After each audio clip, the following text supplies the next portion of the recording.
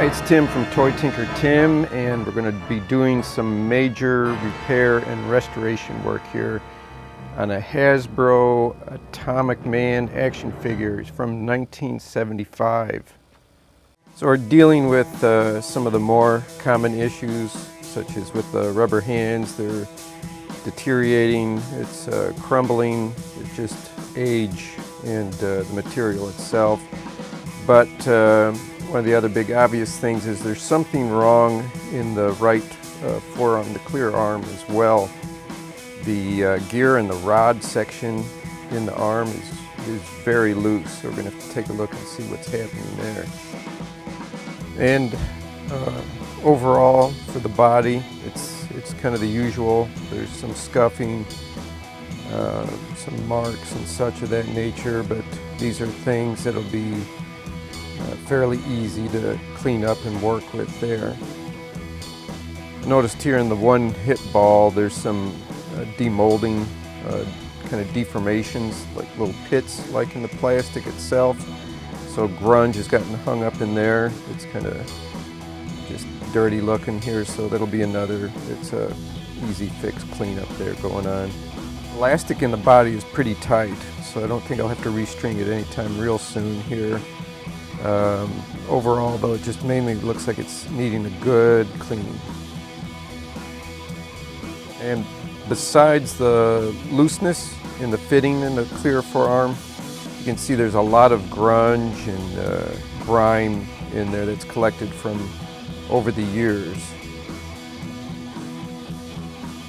Before I get starting to clean, I want to take a look here at that forearm and taking a look and see how it's attached, because it's a whole different setup from the other 12-inch G.I. Joes and even from his left arm. So from what I'm seeing in here, there's a tab. It's this grayish metalish type plastic look. It's near the elbow, and that holds the forearm into place there.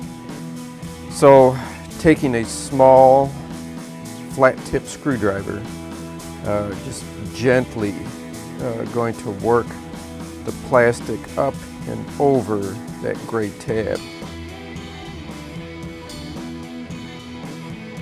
This is a slow process because I don't want to stress the old clear plastic, potentially crack it or make a mark in the plastic itself from the screwdriver tip. So just really going to kind of gently lift and nudge with the thumb as I'm pushing down here to separate this.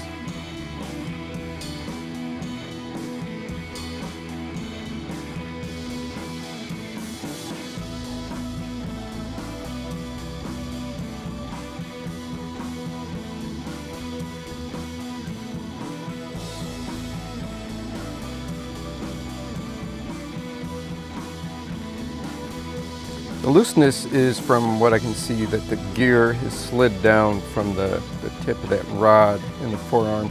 There's some notches in the end of the rod there, so it should be just a matter that the gear needs to be pushed down over those to really lock or snap down into place.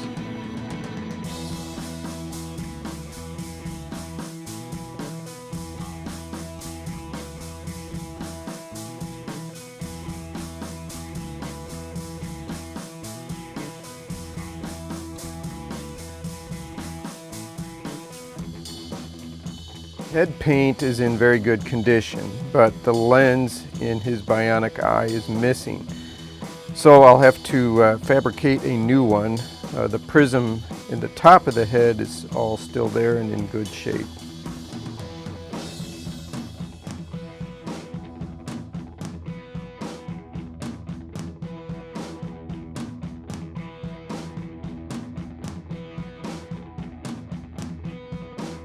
grungy clear plastic parts will soak in a distilled white vinegar and water mixture. It's a 50-50 mix for about 1 hour, and that will clean out but not change the amber color of the plastic, but just help cut down the grunge and buildup of debris in there.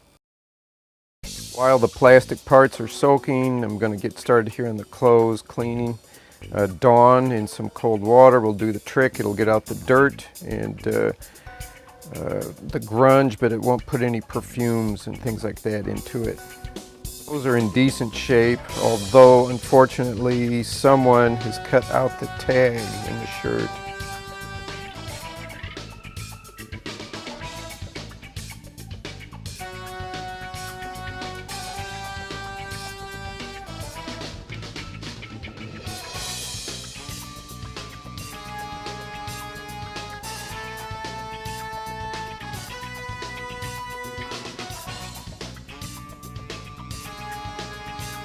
Shorts are in good shape as well. The elastic in the waist has lost its hold, so I'll be doing a little gather stitch in the back waist of the pants to help hold up these droopy drawers here.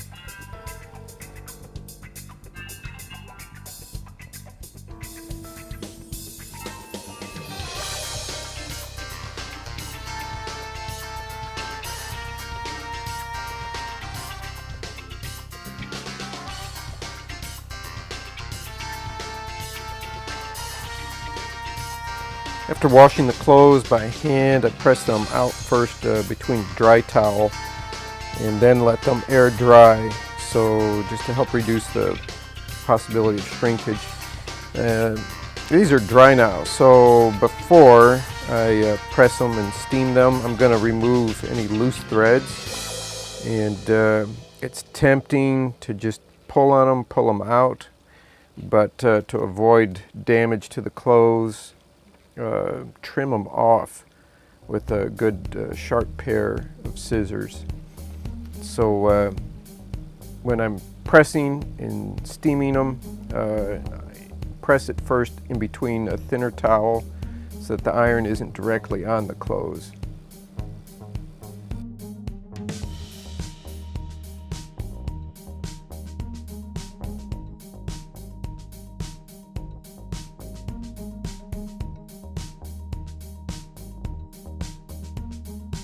So the clear plastic parts are out of the vinegar water mix, and they're looking a lot better already.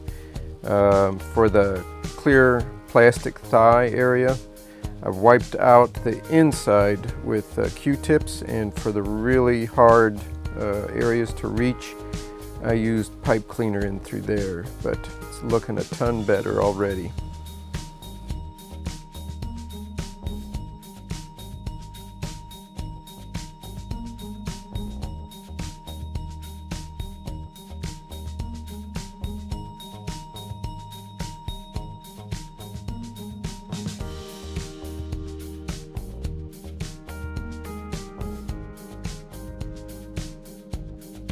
The left hand is attached in the common peg style of the 12-inch G.I. Joes from Hasbro.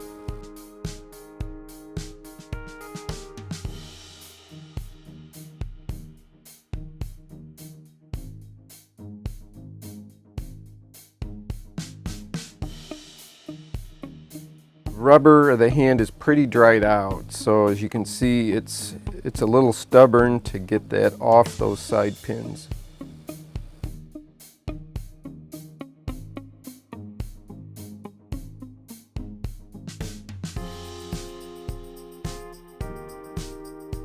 The replacement hands are from a set of reproductions that I had ordered off of eBay.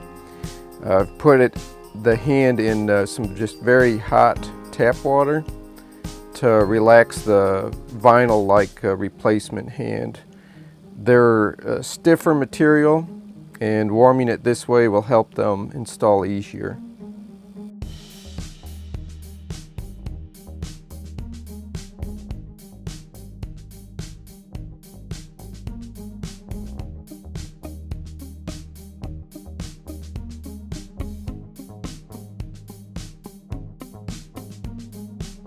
If you keep pushing that peg into position, it'll adjust to a nice snug fit for the hand.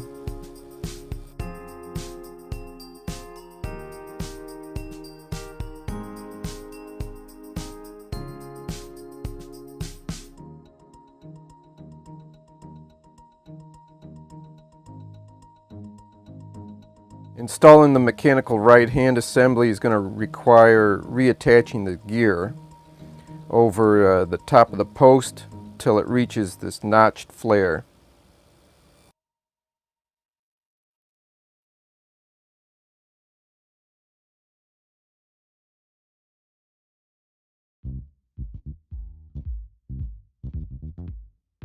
The wrist pegs here are longer than the other hand, and because of the aged rubber, it's a little more persuasion required to remove the old hand.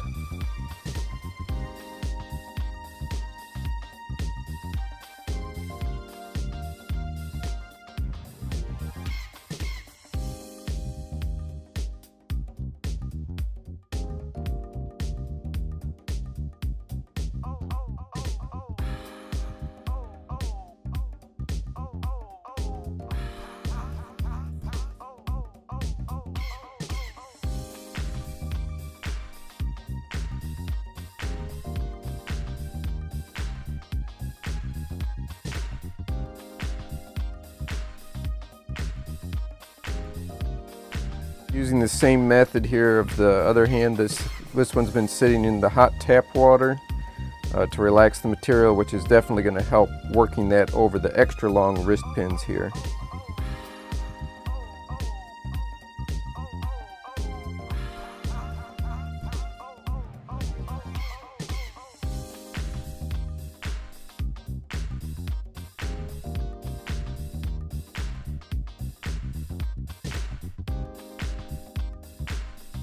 It's time to reassemble the rod and gear assembly in the forearm. I've put the gear in the hot water, hoping it's going to help expand the plastic material slightly, and the water is definitely going to help to dampen the fitting to help it slide on better. Using this hollow tube of an eraser to push the gear over the rod into position, it's giving me that hollow space for the rod to protrude out from the end of the gear, and I can press down until that gear gets fully into position that way.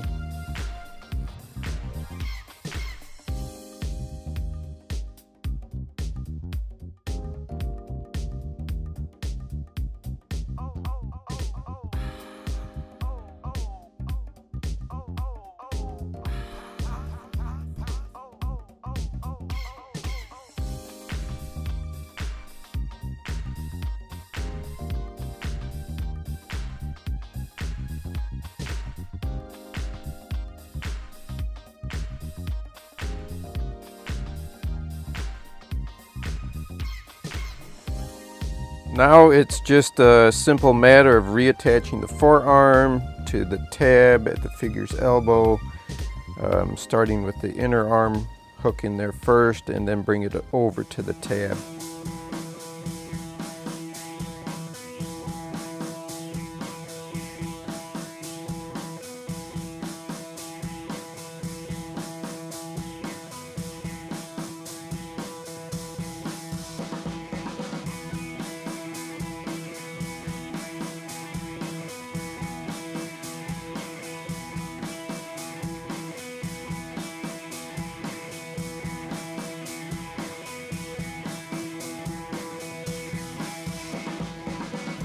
I'm fabricating a new bionic eye, working by photos since I've never had one of these figures before. I'm trying to go from that to see, it looks to me from what I've found that there is actually even a lens to the surface of the eye. So I'm using Sculpey clay that I've pressed over the figure's face here to make an impression of the eye area, and then using a paintbrush handle to kind of sculpt out the lens, the cup shape there, essentially making a convex lens type shape there, and then bake the Sculpey. And I'm working with Gidio. It's a two-part crystal clear epoxy resin material, and I hope I got the name right on that one. So measuring and mixing the two-part epoxy, the two parts, it's really a crystal clear material. And prior to this, I've prepped the area around the eye of the figure and the mold itself, the sculpting mold, with a little bit of mold release material. And that will help, one, with removing that eye lens that I'm making, but also clean up around the figure's head from the process of pouring the resin material in there. I'm putting about a drop of the epoxy mix into the eye mold first. Then I'm using a dental tool to make sure that the epoxy flows into the eye socket and makes a good connection to that light prism that's coming down from the top of the head. So I'm also watching and working out any possible air gaps, bubbles that may be trying to form as the material rests down through the hole here.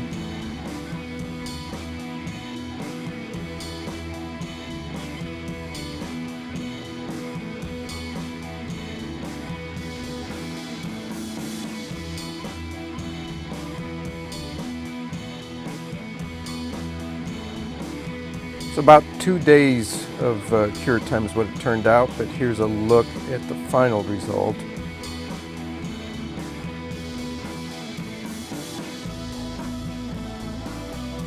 As a finishing touch on the clear plastic parts of the body, and I've also used it on the other body parts as well, but I use a plastic polish to buff out some of the fine scratches and help improve the clarity in the clear plastic.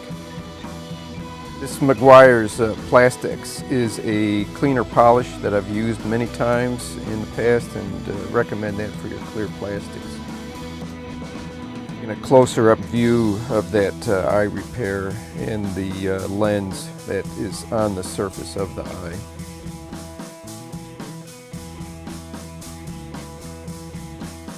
Been a lot of cleaning, restoring, and repairing, but I think the results turned out really good, and it's been worth the time and the effort here.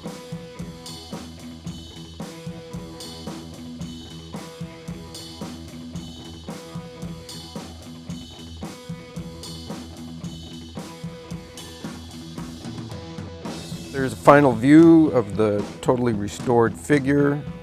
I hope you picked up some helpful, useful tips here and info. Hit the like if you did enjoy it, and please consider subscribing to the channel. Hit that subscribe button here for Toy Tinker Tim on YouTube. And as always, thanks for watching.